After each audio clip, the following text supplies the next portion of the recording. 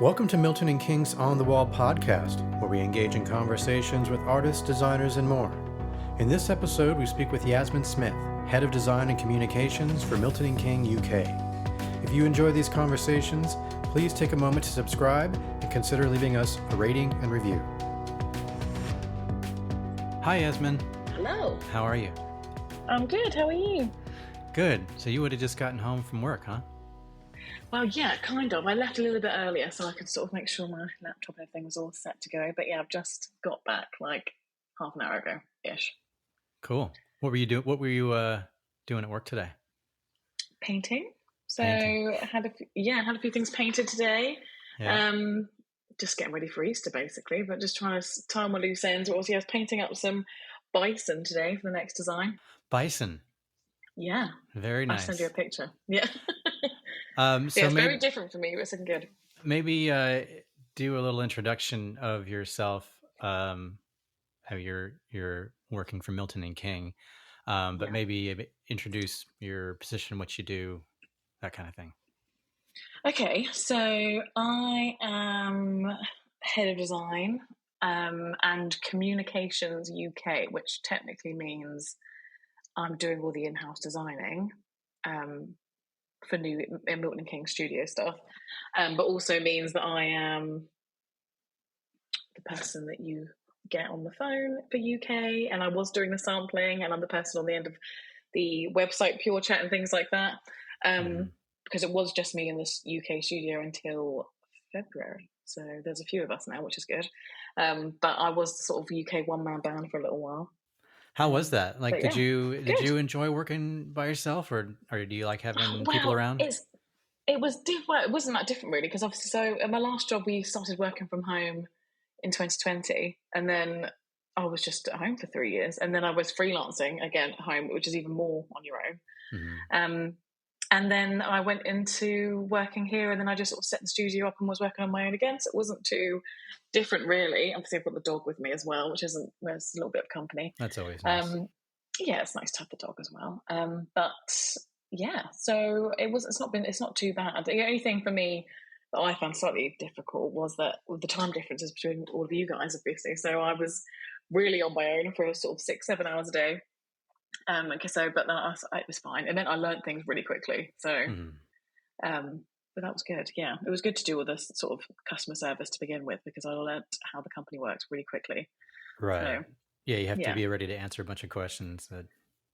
It was like straight away, which was really good. And then obviously I got to learn all the designs by doing the sampling. So it meant I knew what we needed and what we had in our repertoire like straight away. So that was good.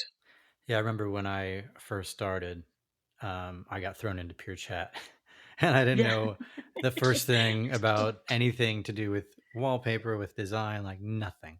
And so that's really in the deep end. The first few months was just me going, "Hey Bryce, what's the answer to this one?"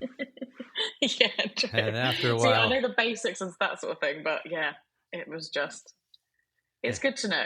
Yeah, after a while, I absorbed all the answers, and I was like, okay, well now I'm an expert.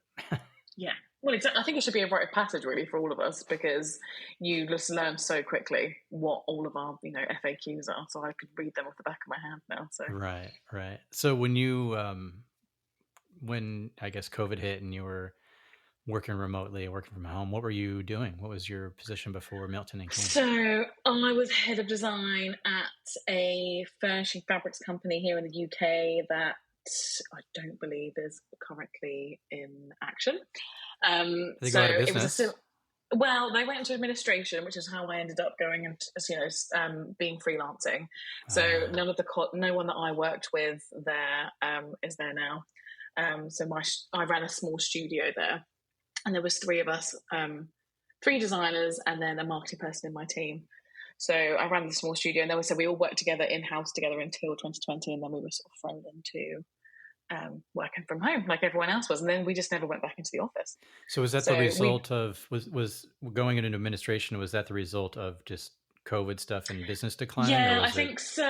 It was a little bit of everything. I think I would say it was a little bit of mismanagement and then a result of Brexit and COVID and just lots of different things all together, and then just I think it came down to financial things in the end. but it was something where we weren't really involved in what the inner workings of the head office were. So it was just a bit of a shock to us all, really. It just sort of happened, and then I just threw myself into freelancing straight away. It was like a fight or flight response, really. It was like, okay, well, I've got to earn money, so I'll just start contacting loads of people. And I did project-based work for sort of 6 or 7 months last year. But back to your original question, so back in 2020, so it was mainly furnishing and fabrics. So similar setup to what we've kind of got, what I'm doing now, really, is sort of starting collections, and then we'd all paint designs, things like that, and get them all ready for production. But we were quite involved with outside suppliers as well, which obviously for us now the supplying is in house, so I don't have to deal with that really. And that takes out a huge part of the process, which is good for lead times. But yeah, so we were doing all of that from home. So I had loads of samples in the house and all the everything. It was crazy for a while, but we got used to it pretty quickly. So. And like I said, we never went back into the office. It was just full remote, and then we had an office space which we went into sort of for meetings once every couple of weeks. But that was about it, really. And then, like I said, so I've been on my own for a long time. So now I'm in the office 5 days a week, and I've got 2 colleagues with me now. It's a different setup, really. How did you like freelancing? Did you sort of like the freedom of it, or was it just stressful because you were just always sort of trying to secure the next gig? Or yeah, it was a bit of both, to be honest. I liked the sort of freedom aspect of kind of I'm the boss of my own day, and I just sort of did what I needed to do, and I could start later and finish later, all that kind of stuff. But the security of it was an issue for me. Like you say, I'm a person of routine.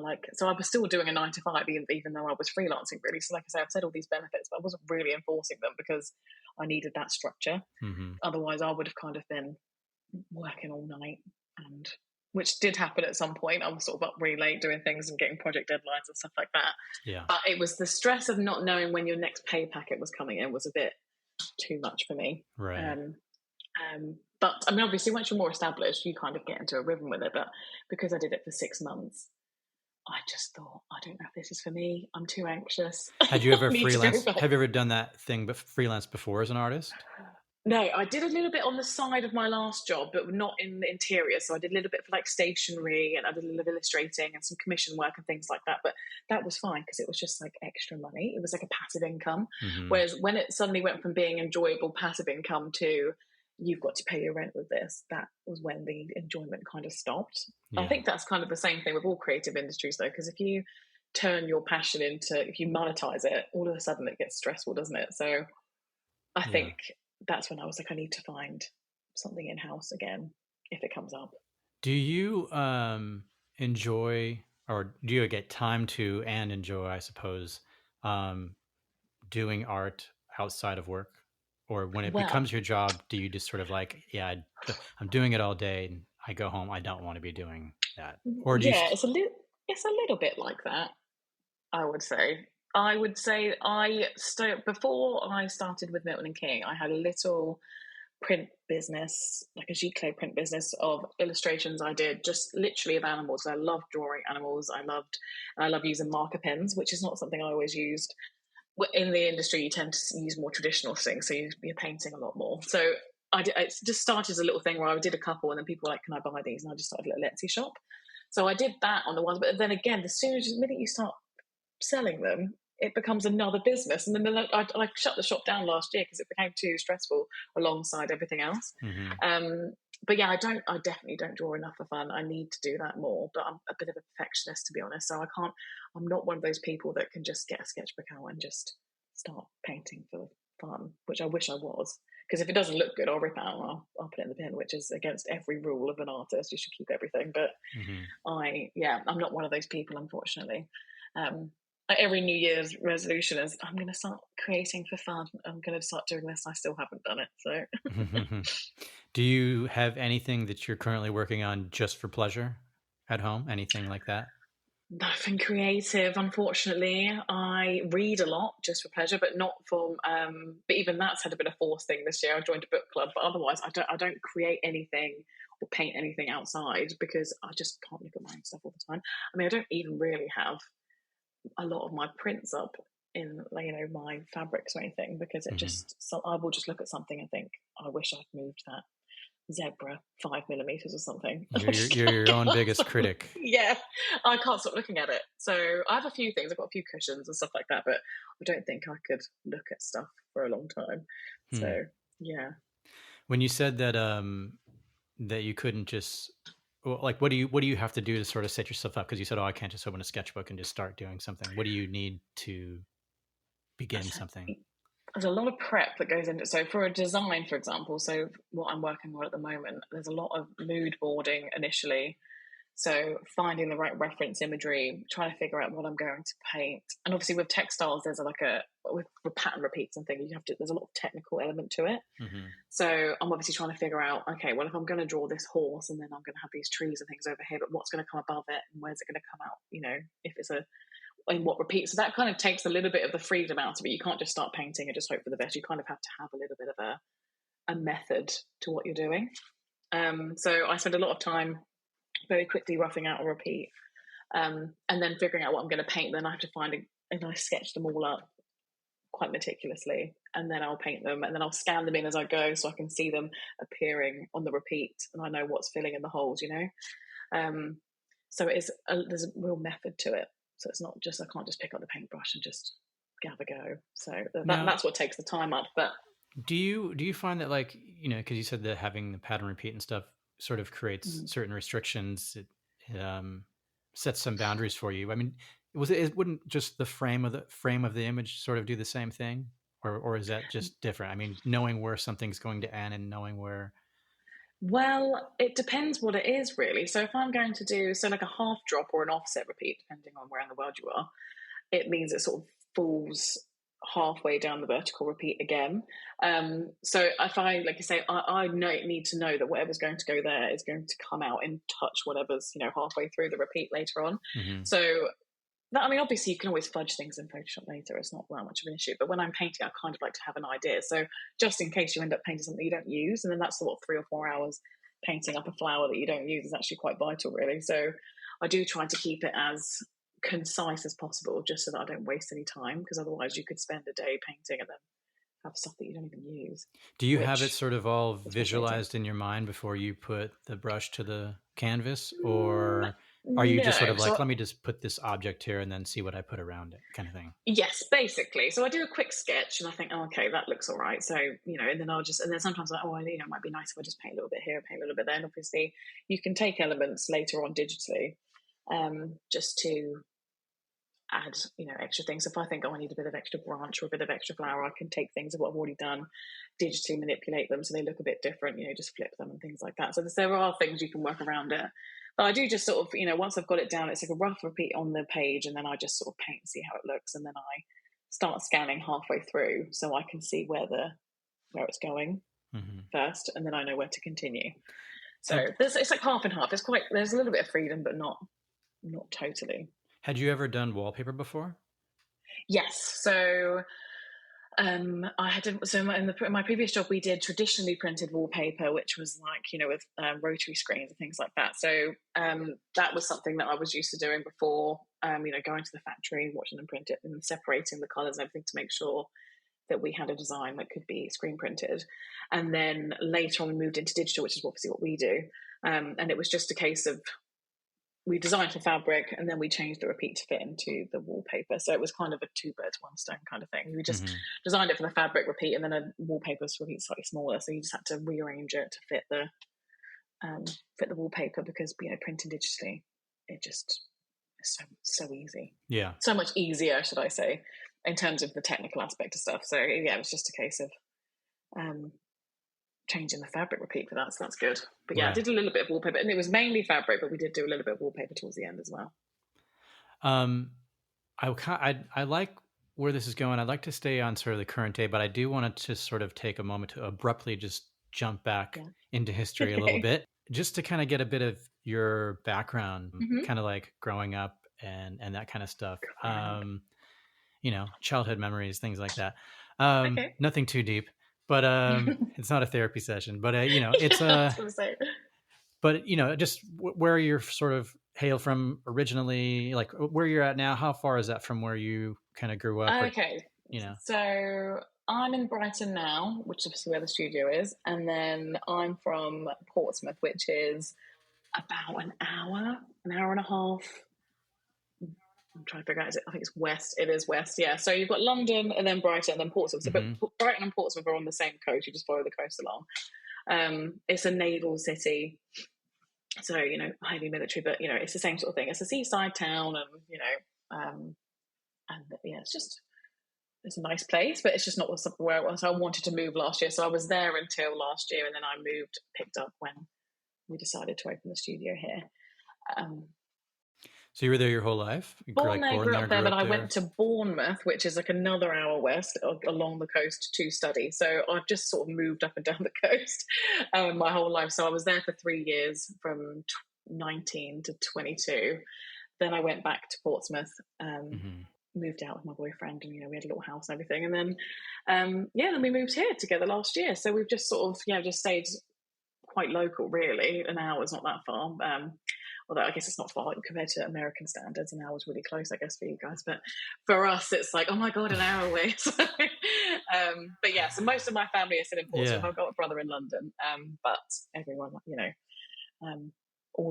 basically all of my family are in Portsmouth still. Do you have a big family, small family, siblings? I have 2 younger brothers. I'm the eldest, and then I am my mum and dad, obviously.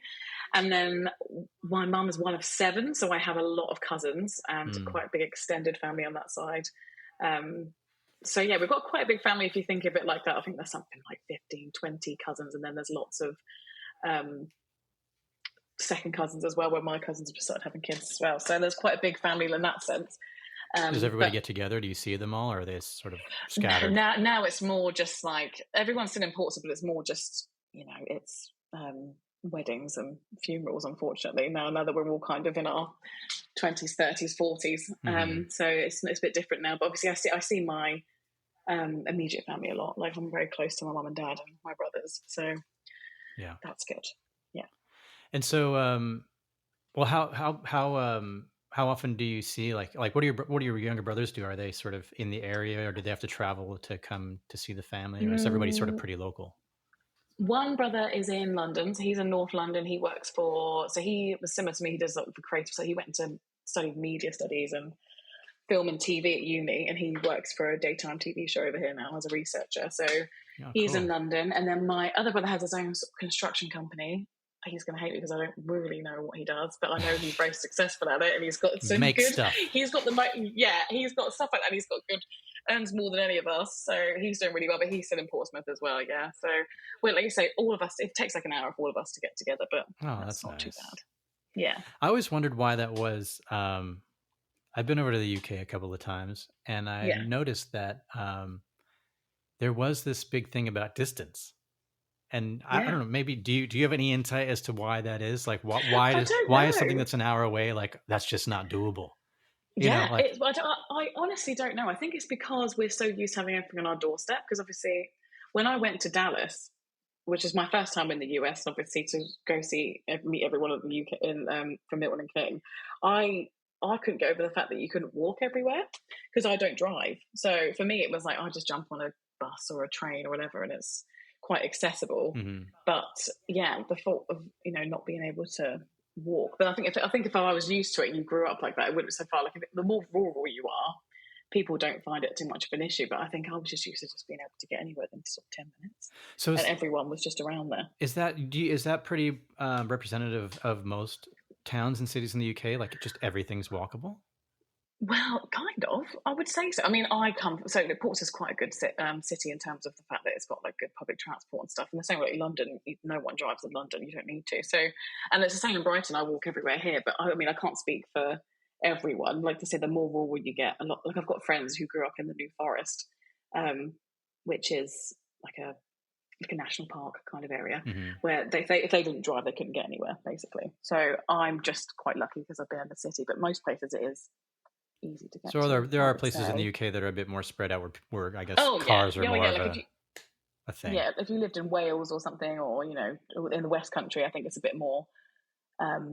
It's not as accessible, if you're in the sort of like if you're farming or something. But for me, we lived in a city centre, so it was pretty easy for me to get around, which is why I've not yet driven. I've been learning, but I've just had there's no urgency to do it yet because I can get around so much.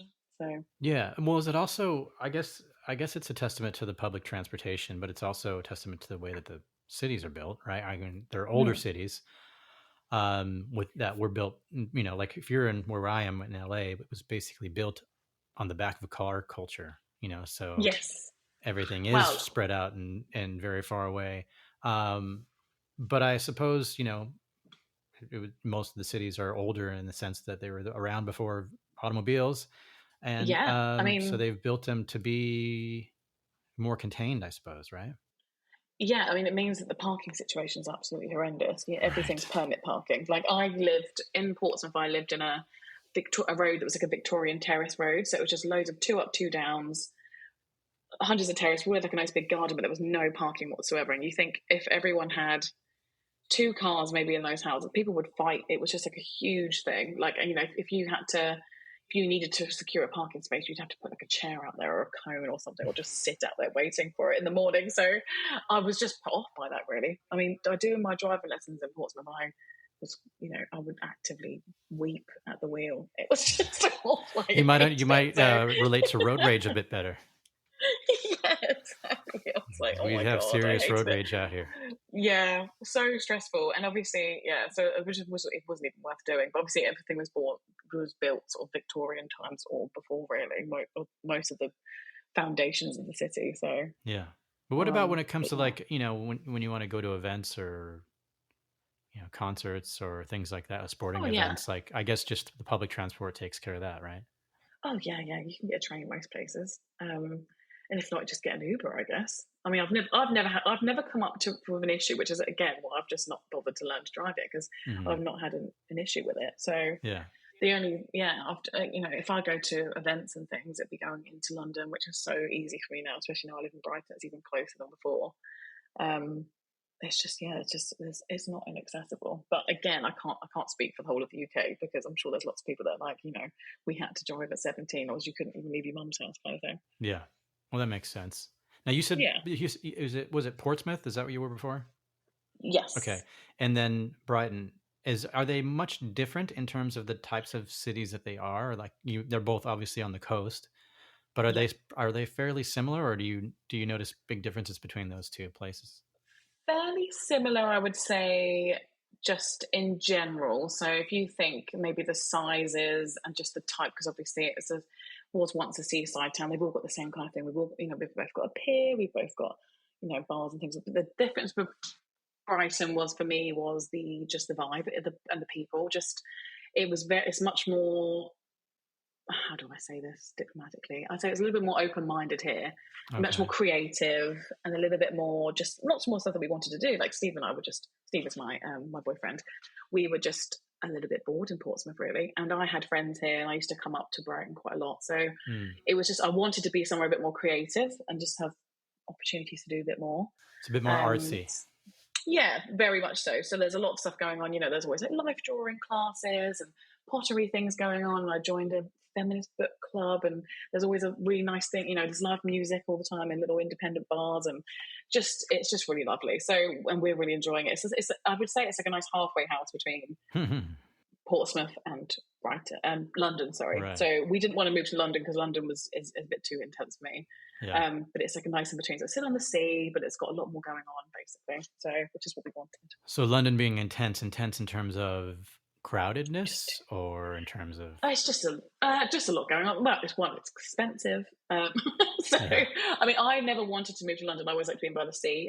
Sometimes I feel a bit suffocated in London. I mean, not in a bad way. Like I love to go. I used to go and visit. I've got friends there, so I like to visit them. I visit my brother, whatever, Hmm. and I go up for the museums, all the inspiration, and if you go up for um, concerts and stuff like that, that's fine. But I couldn't live there full time. So, Hmm. but like I said, there's a lot of people there and just a lot going on. But I never really felt comfortable living there. I don't think Hmm. so. But I always thought I had a little bit of FOMO. I wanted to. I was my friends are there. They're having such a nice time. I used to go and visit them sort of every 6 weeks. But I think I found a nice balance now, which is good. And when you went there, would you be like, I can't wait to get home? A little bit. It's one of those things where it's like, oh God, just the tube and everything. Like, it's fine. But then I would be so relieved when I got up. I could smell the sea area, and I was like, oh, thank goodness we're back again, which is nice. But I love going up. And I think it's it's an amazing city, but it's not for me to live there. I don't think. It is interesting if you grow up near a coast. Moving inland does feel a bit claustrophobic. Yeah, really does. Yeah, it is strange because I've even thought, moving away from, even when we were in Australia and we went from Brisbane, which is, there's no necessarily beach there, but but you're near the coast, and going into, an hour and a half into Toowoomba just felt like it was very far away from the openness of the ocean. Yeah. So it's just the fresh air as well. Like you say, I love being by the sea. So that's why I say I've just moved very slowly across the coast and back my whole life. So. That's cool. So getting back to current day, you mentioned that you were working on, was it bison or buffalo or? Yeah, today, yeah. Yeah. So what is that going to become? So at the minute, I'm kind of working on, it's a bit of an Americana collection just by accident. Just so when I started, it was very much so, I decided I sort of sent over all these themes to Richard and Bryce, different collection themes, different things that we could do and things I wanted to explore. But we thought we'd just start really with filling gaps sort of in the repertoire that we had. So we started by just seeing what people were searching for on the website. So one of the main things was cowboy. So, and obviously there's this huge resurgence and stuff like that at the moment. You think, Beyonce's dropping her country album tomorrow and things like that. There's all this, I think there's a lot of trend around that at the moment, but I've just been really throwing myself into that theme, which I've absolutely loved. So at the minute I'm working on like a Wild West toile. It's not as cheesy as your standard stuff. I've sort of put my own spin on it. So, and then I've done a few other things to go with it. So I've done like a desert landscape painterly design that's quite large scale, which is launching soon. But then I've also done clouds, and I've got a snake design as well, which also sits in that sort of desert look. It's all been by accident really, because then I did the baseball one too. So it's really, the theme is very American, which is nothing. I'm very your English garden girl usually for design. So the company I worked at before was very like, we're an English company and we design from England, and it was all like, that was very much our vibe. Was English heritage. So to switch from that to what I'm doing now has been a real 180, but I'm loving it. So the British garden girl and her perspective on the Americana landscape. I know nothing about sports. I've only been to America once, so I've just done a lot of research. Obviously, you guys have been handy as well with my questions and things like that. What was your another sort of sidestep? What was your you went to Dallas to meet everybody in the team, and any sort of impressions, afterthoughts of your visit? About America in general, just basically because you only went to Dallas, right? Yeah, I went to Dallas, so I stayed in downtown Dallas. It was my first ever long haul flight. I sound like such a country bumpkin. Like, I'd never been outside the EU. I would just sort of, went to, like, when we go on holiday, because everyone's on our doorstep, we just do sort of 4 days in Paris, 4 days in Rome, or we'd go to Prague. So I've been to all of the the European countries, but I'd never thought about going to America. And if I did, I thought it would be New York, like that's always been top of my list, or San Francisco, one of those. So when Richard was like, do you want to come out to Dallas? I was like, oh my God, that's never been on my list, but I was so excited. So at the same time, I was like, yeah, absolutely, let's do it. So, and I don't like the heat, and I went in July. So it was 45 degrees or whatever it was. But yeah, I loved it. I just thought my thing with it was I just loved the sort of melting pot of different people, and the food was so good. I'm really into barbecue food, so I loved all of that. I took myself off into downtown Dallas the first day we got there, because I got there on a Saturday, and then I had the Sunday to myself basically. So I woke up late, I had a bit of jet lag, and I thought I can't waste a day just sat in the hotel room. So I walked stupidly, which I didn't think was a stupid idea, but I walked in 45-degree heat into downtown Dallas, and I went around the design museum. It was absolutely amazing. I loved it. Where did you go? Air conditions in there. The design museum, the Dallas Design Museum. That was great. Absolutely loved that. I went to an exhibition, and then I took myself off into there's like an area outside the Design Museum which got loads of like food trucks and stuff. Yeah. So I just sat there and just people watched, basically. I really loved it. People watched and just, ordered myself a corn dog because I thought I wanted to try a corn dog. So it was so stereotypical of me to do something like that. That's really funny. But, I had a friend that came from the UK that did the exact same thing. We went to Disneyland and she was like, I've always wanted a corn dog. And then she was like, that was literally... And she had it. She's like, I never want that ever again. I didn't mind it. I thought it was quite good, actually. Oh, really? So, yeah, no, but I've always wanted to try, a corn dog on a stick. So I did that, which was nice. But yeah, it was great. I really enjoyed it. I just think it was just an interesting experience. I think it really helped me as well in terms of like the culture clashes. Not that there was much, to be honest, but most of the guys in the team were Australian. So, and the Australian and British humour and British isms are quite similar. Right. So I didn't feel like it was such a shock as such when I was over there. So yeah, Australia does. I mean, it's British culture. Australia has a weird mix of British and American culture. It's interesting, but a lot of their traditions and stuff are very British. Very much so. So, and I felt that, like I said, we've got quite a similar sense of humour as well. So that was quite good. Yeah. So I didn't feel too out of my depth. I think that was quite nice. Did you visit Fort Worth while you were there? No, I didn't. So I was there. So that's the thing. So if I could have driven, I think that would have been a nice place. I would have probably taken myself down there because that's like real Texas, isn't it? That's where they have the stockyards and it's very cowboy country. Yes. Well, that's kind of what I've been looking at this week for my painting and stuff like that. Yeah. So I stuck to Dallas. I mean, Richard and Fisty were so amazing and they sort of drove me around all the different neighborhoods, and I was there for 4th of July, so I got to go to a really lovely parade and things like that. So that was really nice as well. Cool. Yeah. Were there fireworks going off like crazy? Yes, a little bit. So I was in downtown Dallas, and then I went up to the roof to watch some of the fireworks that night. So that was nice. That was all sort of in around the area. But yeah, no, it was a really nice experience actually to be there. And it also meant I had a day just to sort of recover from my first day because we weren't in work on the Tuesday. So I got to have like a sort of a rest day as well in between, which was good. Yeah. My wife, Haley, who's Australian, she was completely shocked by the 4th of July last year when we were here. Because really? Because it was basically like a war zone was going on outside. Oh my God, and, I can imagine. I don't know if it's different in Dallas. Oh no, it must have been this year because you must have.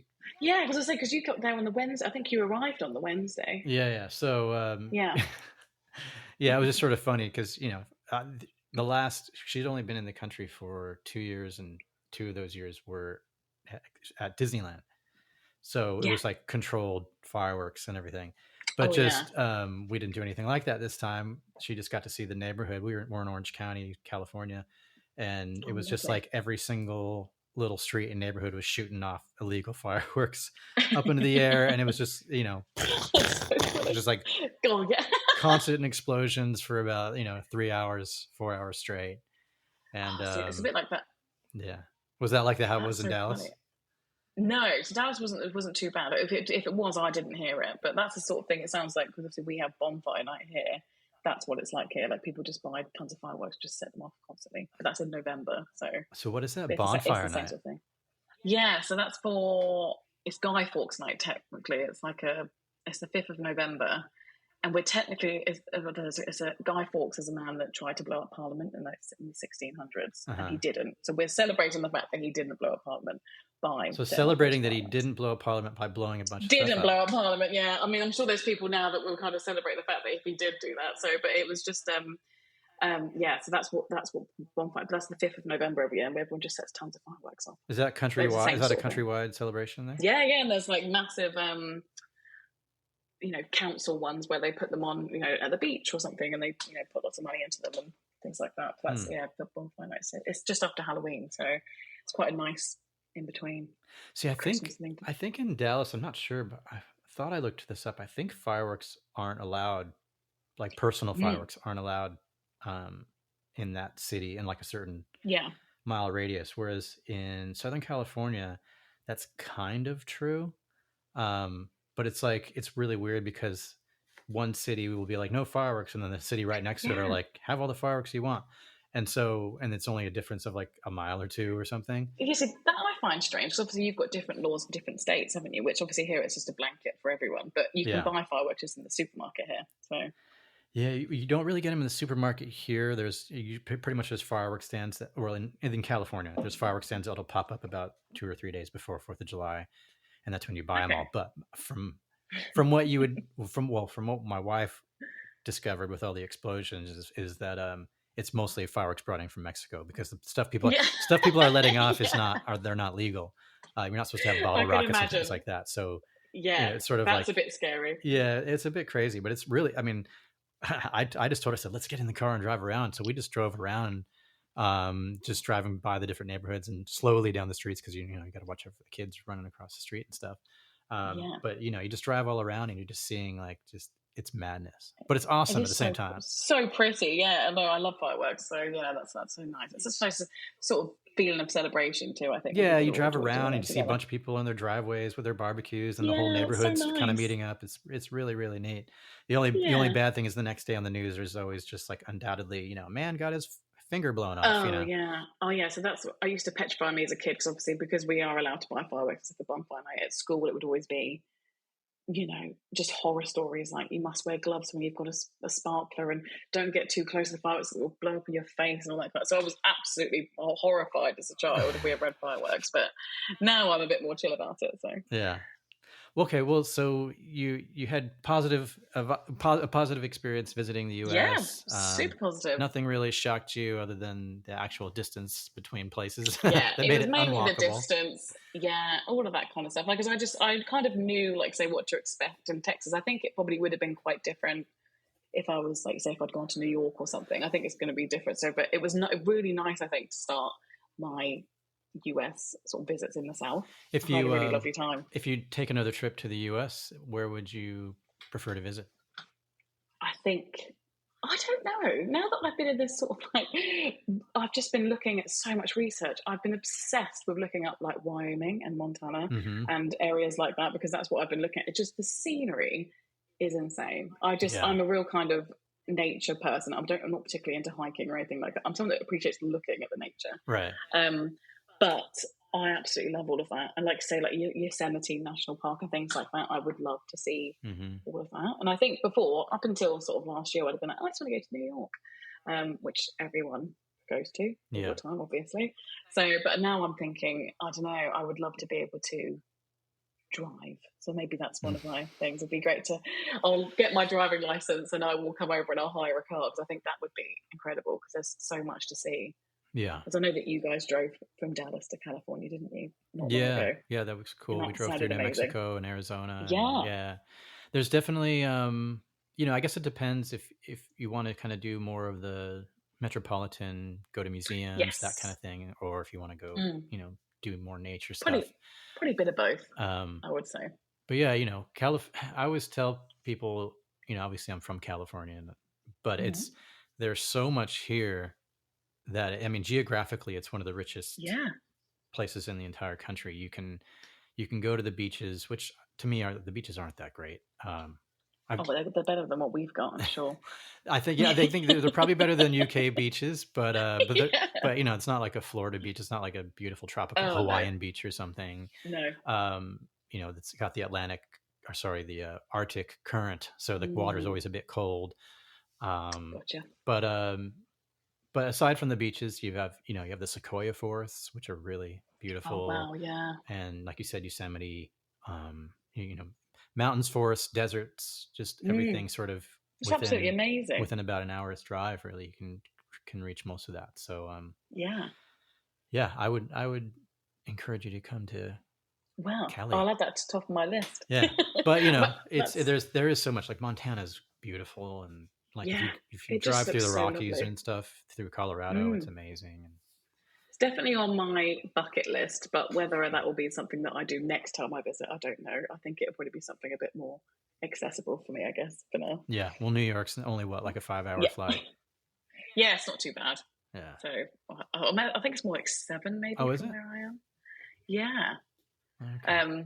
but yeah, it's still not too bad. It was 10 hours to Dallas, which I thought was really long, but obviously people coming from Australia were like, oh, it's really, really short. Yeah, it's like, don't complain to me about your 10-hour flight. I was like, oh God, it was the longest flight I've ever done. They're like, you're joking. Yeah. So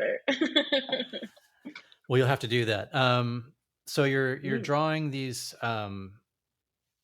Americana themed designs. You did the baseball one, which was so cool. Thank you. Are you going to be doing more of that theme, or is it just sort of on? Yeah, I mean, that's on the list. I guess the next would be sort of, football, and then our version of football is our soccer. That was on the list too, and then basketball and things like that. But I say I've got up until I started this design, I have such an aversion to sport. Like, I don't know anything about it really. I know, my only sort of real knowledge of the NFL came through Taylor Swift's relationships. So oh no! I know loads about that now. Yeah. But yeah, no, it's just all that kind of stuff. I didn't really know much about it, so I've really sort of thrown myself into it. I have been looking things up a lot more. Yeah. Which is good, but I think it's that's another that I didn't really realize how popular it was until I was there. It would be really funny if you did a football theme, an NFL themed wallpaper that had some sort of like just very secret Swiftie reference. Yeah. People would love it. So, I'm sure they would. We get sued too. Yeah. Well, exactly. Yeah. It'd have to be so subtle that you couldn't. Yeah. Couldn't so point it out. But I mean, even when I was doing the baseball one, I wanted to make sure there was nothing in there that you could see that was potentially an affiliation with any teams, just for those kind of reasons. So everything was stripped right back. There was no logos or anything. I didn't do any particular colours for any. I just did it all in basic colours, and then I just changed them up a little bit later on. But yeah, so that was interesting. But yeah, I think sports is quite popular, because I think that again is something that is quite popular in our search terms. Right. So I think I'll still be pushing things like that. Well, you're certainly a very talented artist. It's been amazing watching you post some of those videos where you're actually seeing you draw those things out. Did you go to school for art? Yes. Or is it just sort of you always had it naturally, or? Oh, it's kind of a little bit of both. So I was always quite academic at school. Like, I always just loved learning. So I never really thought about doing art, or, doing art sounds so basic, but, pursuing it as a career kind of thing. I was always just sort of like, I really was, I was really into English and French and languages and things like that. And then art was just another thing that I was good at. So that was always my favorite subject. So I loved it. I did really well. And then when I got to college, so for us, there's a step between school and university, which we call college, which is technically high school, I guess. So it's from 16 to 18, you're at college. So that's when I was like, I don't know if I actually want to do the languages anymore. I think I want to pursue the art subjects, which obviously is a bit risky, because I didn't really know what jobs there were available after. I just knew that I loved it and I was good at drawing. So I wanted to do fine art or illustration, but that was so vague, and I wasn't sure what career prospects I'd have afterwards. So, and a tutor actually said to me, why don't you look into textiles, because how you paint, how you draw lends itself really nicely to potentially translating it onto fabric or, walls or something. So that's how I got into textiles, really. So I did that. And then I went to university, studied it at Bournemouth. So I got it. So I'm trained in traditional textiles, screen printing and things like that. And so that's where they teach you all about the technicalities of, repeats and how to screen print, how to prepare artwork for traditional screen printing. Because obviously I was at university 10 years ago this year. So I graduated 10 years ago. So I started 13 years ago. But the digital printing really wasn't really a thing. I mean, it was quite popular in fashion, but digital wasn't really that popular as it is now, or accessible as it is now. It was quite expensive. So we weren't really focusing on that as much. It was more like, make sure that you know how to prepare artwork ready to be screen printed, which actually was good, because now that, I don't physically screen print things. In my last job, we still screen printed some fabrics with mills. But you have to have that knowledge to be able to paint in a way that is going to be screen printed. You need to know how it's done, otherwise it's not going to be able to be translated. So that worked out really well for me. But yeah, it's mainly more repeat work and things like that, but it was a bit of fashion, a bit of interiors, a bit of in between. And then in the end, I was like, no, I really want to pursue interiors. It's a much nicer industry, I think. I mean, quote unquote nicer, but it's just a bit slower and a bit more considered, I think, for me. And that's how I ended up in furnishing fabrics. What do you think you'd be doing if you didn't go down the art path? What interest would you be pursuing, you think? I wanted to be, as many millennial girls did in the early noughties, I wanted to be a journalist. So Okay. I was like, I want to do magazines, I wanted to be that kind of thing. And I really, really loved English, and I did work experience at a newspaper. So, and then I just thought, I don't know. I don't think I want to do it. I'd got to college and I was at French, English literature, on textiles, and it was like, my heart's not in the other stuff. I wanted to just paint and draw all the time, which was, again, it was quite out of character for me, because I loved learning. I loved doing the academic subjects, but I think it wasn't right. It was one of those things, it was a gut feeling, but there was that element of risk to it the whole time. It's like, oh my God, what am I actually going to do for a job after this? But you just keep going and hoping for the best. Yeah. And then just putting yourself out there, basically. But yeah, I don't know. Probably would have been doing something with languages, English, just teaching probably. So cool. Do you think, because you said you sort of, when you were at university and you were learning sort of the technical aspect, you already had a drawing ability, a drawing talent, painting. Yeah. Do you think that you, I guess much like a musician or something, do you feel like you improve over time? Like as you're drawing, do you find yourself like, oh, I'm way better now than I was 3 years ago? Okay, 100%. And I think that just comes with practice. When I look back at some of my university work, I'm like, this is gross. I wouldn't do any of this again. I mean, it's not gross. I can look at it with like a considered eye, and you can see how I've, because I did recently, I went back to my university to do a guest speaker talk, just to sort of talk to the textile students there. Oh, very cool. And show them, because they like to get an alumni and occasionally just to sort of talk about, what we've done since graduation and how we've got to where we are.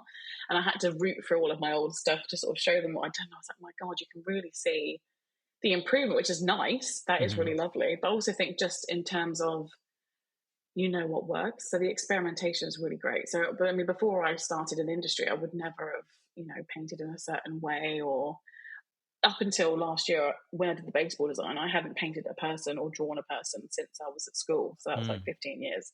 And then now I'm painting cowboys as well. So I've done loads of figure work in the last sort of 6 months.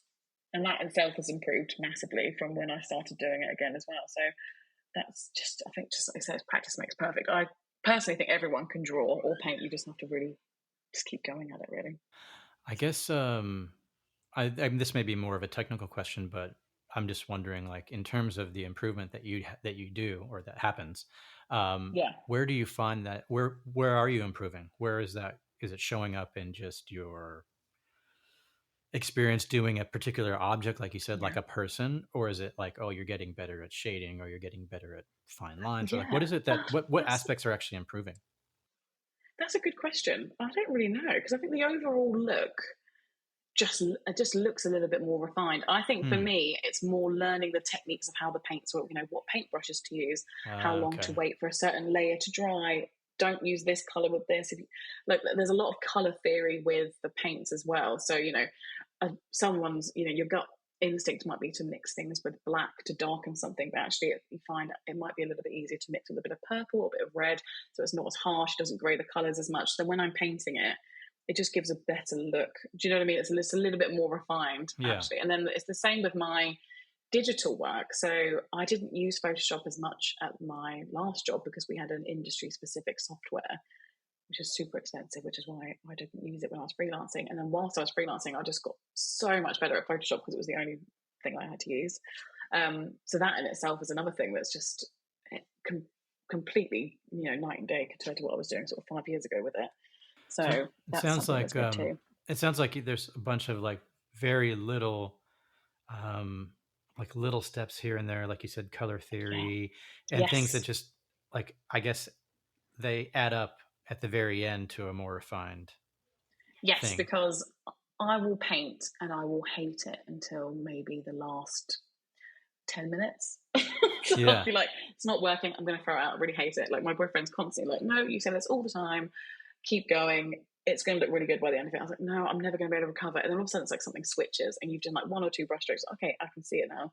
It's making sense. Keep going. And it always turns out how I want it to in the end, most of the time. And if it doesn't, I will digitally alter it on Photoshop. Yeah. So that's good. Like some of my baseball players had to have a little nose job here or there in Photoshop afterwards.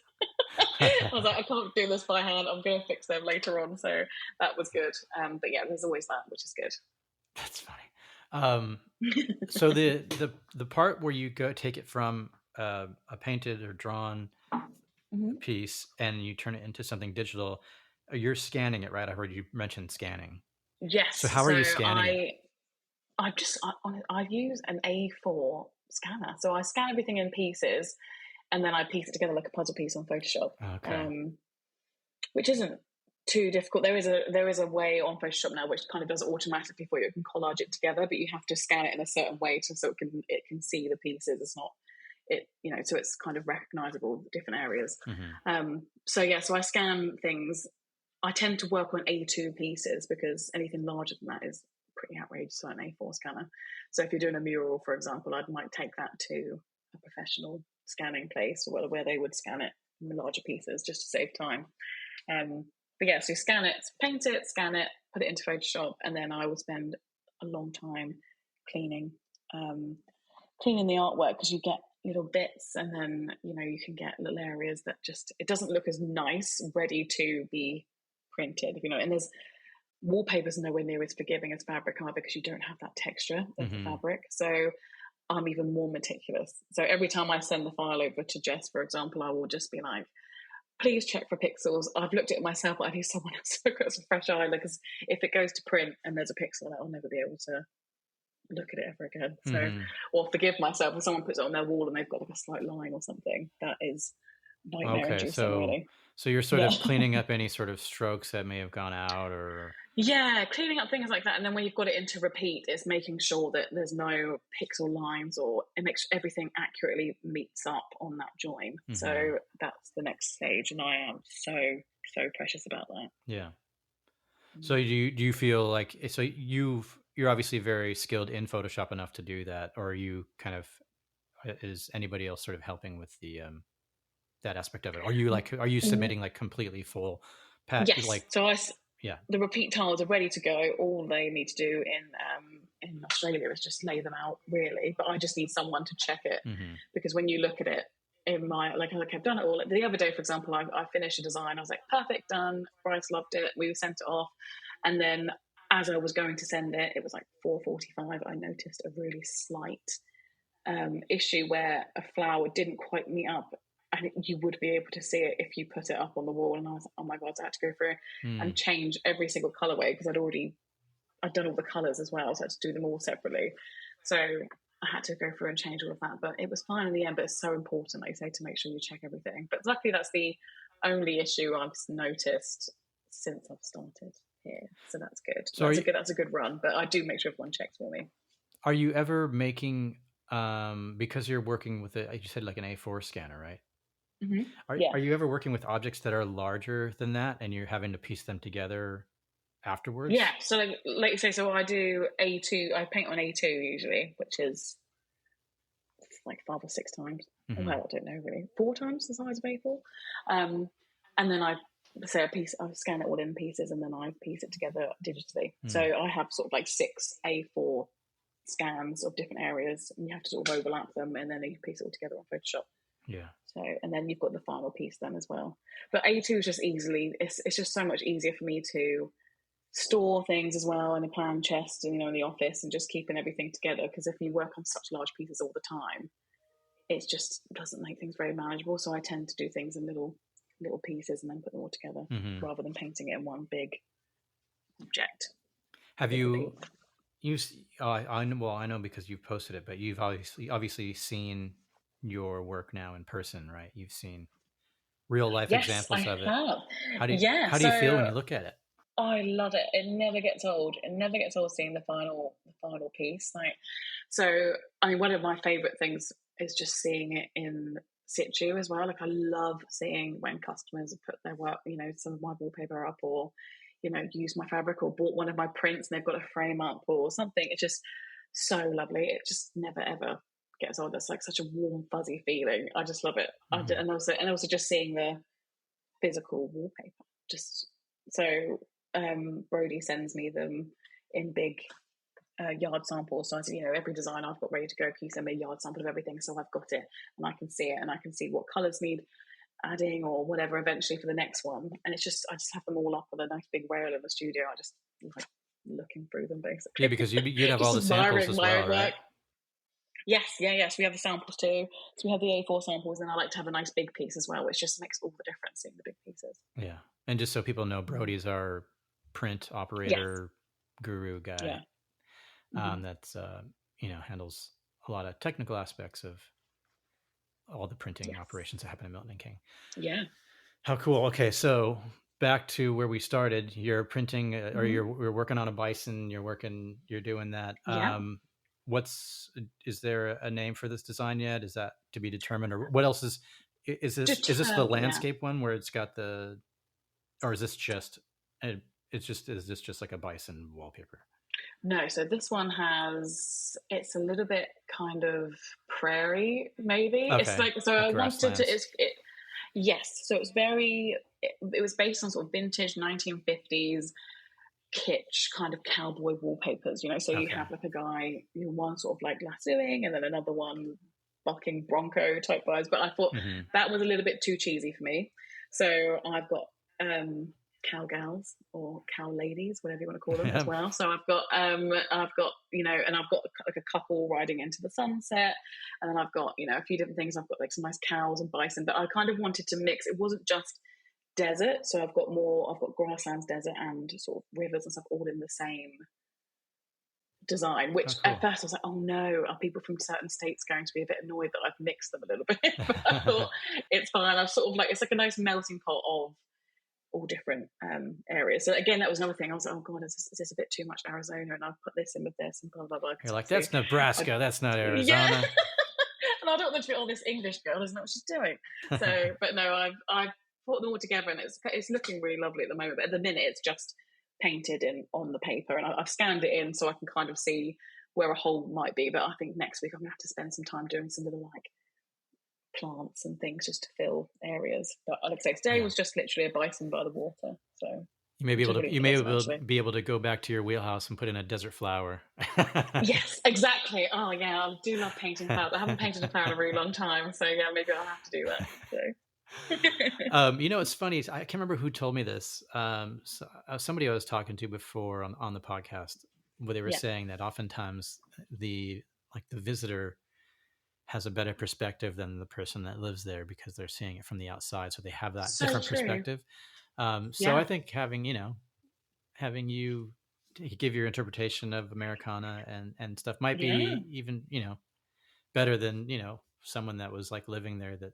Maybe not. Well, I don't know if I'd go that far. Because a lot of times you don't see the things where you live because you're around them all the time. You don't realize how beautiful it is. Right. I totally agree. Exactly. You just you're used to your surroundings, and you're like, you don't realize like, oh wow, that thing that you've taken for granted because you've lived there is quite amazing, and someone who's visiting for the first time would be really making note of exactly. it. I mean, I did a lot of I use TikTok quite a bit. I mean, I'm just mindlessly scrolling on it, but recently, because obviously this must be something to do with cookies or something, but where I've been Pinteresting lots of that kind of look, all I've been getting on my FYP is just people's videos of like ranches and things like that. But it's been so lovely, and I really like country music too, so they're all to like John Denver songs. It's just so lovely seeing all these horses running and fields and things. But that in itself, I've actually been listening to country music while I've been painting and kind of really immersing myself in that kind of thing. It's been so lovely. It has been really nice. But like, I like to have a theme.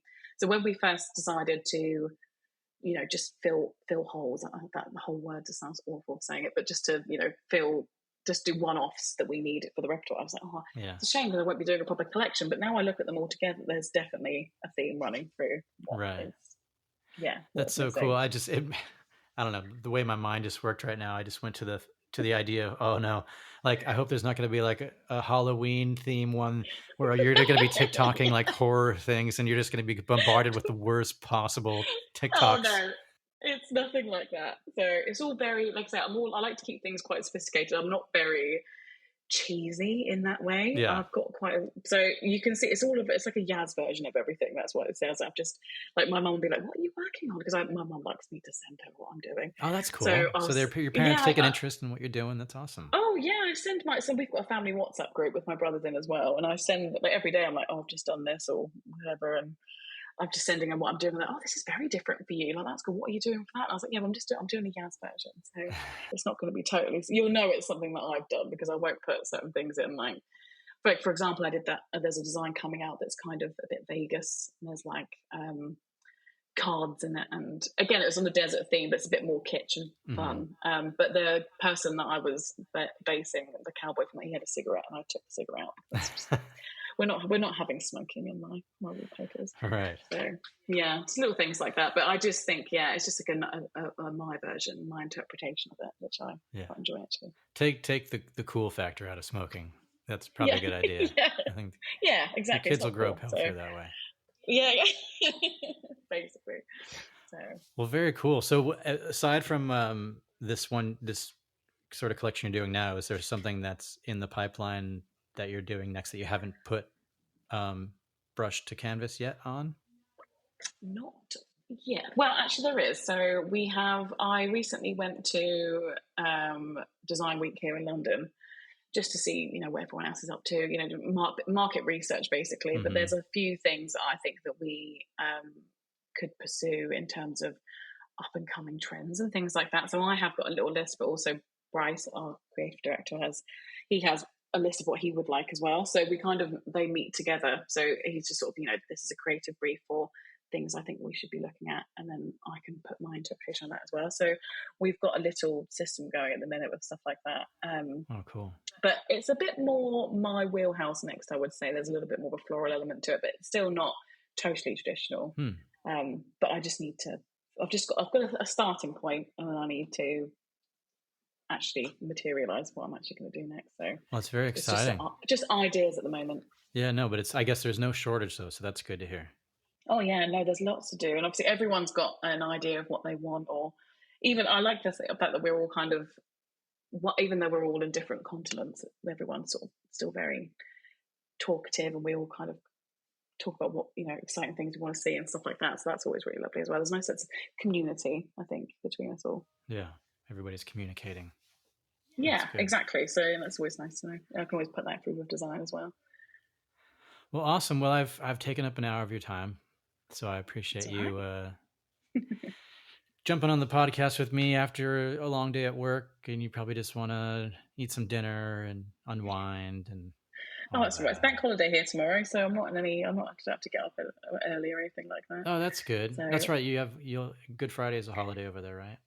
Yes, Good Friday, and the Easter Monday, so we've got a long weekend. It's the same in Australia too. We don't do that in the US, but guys. Yeah, no. So do you not get Easter Monday? No, we don't have. It's just a normal. I mean, it's Easter's a holiday technically, but there's no days off for it. Oh, so rubbish. I know. That's what I say. Rubbish. But anyway, we'll enjoy the long weekend, and thanks once again. And I'm sure we'll be emailing each other shortly. Yeah, perfect. Well, thank you so much, Chris, and I will talk to you soon. Thanks, Yasmin. Have a good night. Bye.